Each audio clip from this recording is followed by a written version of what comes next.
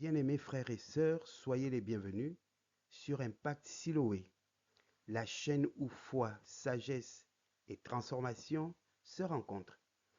Aujourd'hui, pour le deuxième rendez-vous de la semaine, nous abordons un sujet essentiel, mais souvent négligé dans nos communautés: le travail, les finances et notre responsabilité chrétienne. Dans un monde en crise économique, marqué par le chômage, les dérives financières et la paresse parfois sanctifiée, il est urgent de redéfinir une position chrétienne claire et équilibrée. Premier point, le travail. Un appel divin, pas une simple activité.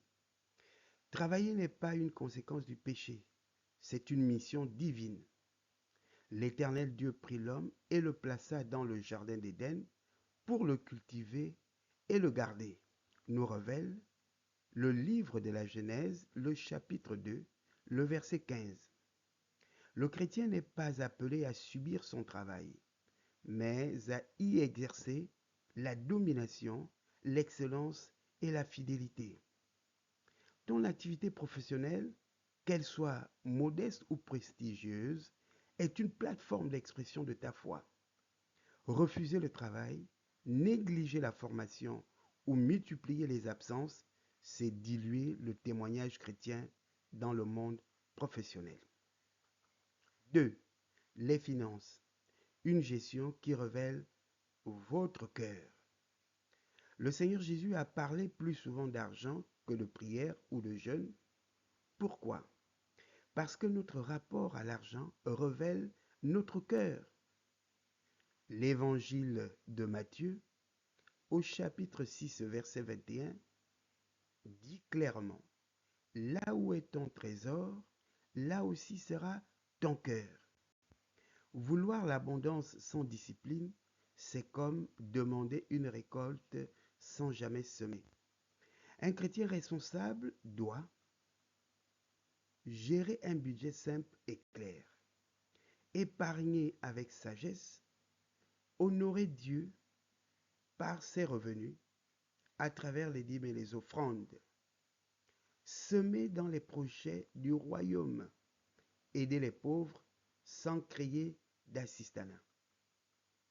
Dieu n'a pas de problème avec l'argent, mais il a un problème avec l'avidité, la cupidité et le gaspillage. Nous ne sommes pas appelés à briller dans l'Église et mendier dans la vie. 3.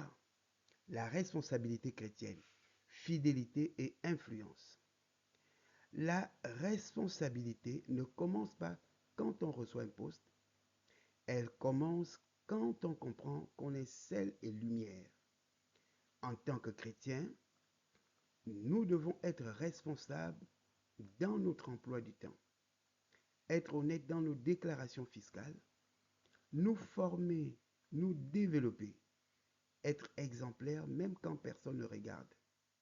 À ce sujet, les paroles de l'apôtre Paul dans son épître aux Colossiens, chapitre 3, verset 23, précisent: et tout ce que vous faites, faites-le de bon cœur, comme pour le Seigneur et non pour les hommes. Le chrétien doit impacter son entreprise, son marché et son pays. La sainteté, ce n'est pas fuir le monde, c'est influencer le monde avec des valeurs célestes. D'ailleurs, le Seigneur Jésus, dans sa prière sacerdotale, a bien indiqué cela au chapitre 17 de l'évangile de Jean, au verset 15, il dit: je ne te prie pas de les ôter du monde, mais de les préserver du mal. Le Seigneur Jésus, dans sa mission, n'a pas indiqué à ses disciples de sortir du monde, mais plutôt d'être dans le monde, qu'ils avaient la garantie d'être préservés du mal, mais d'être des témoins, la lumière, le sel. En conclusion, bien-aimés, notre foi ne doit pas rester bloquée dans nos prières et nos veillées. Elle doit descendre dans nos mains, nos plannings et nos portefeuilles.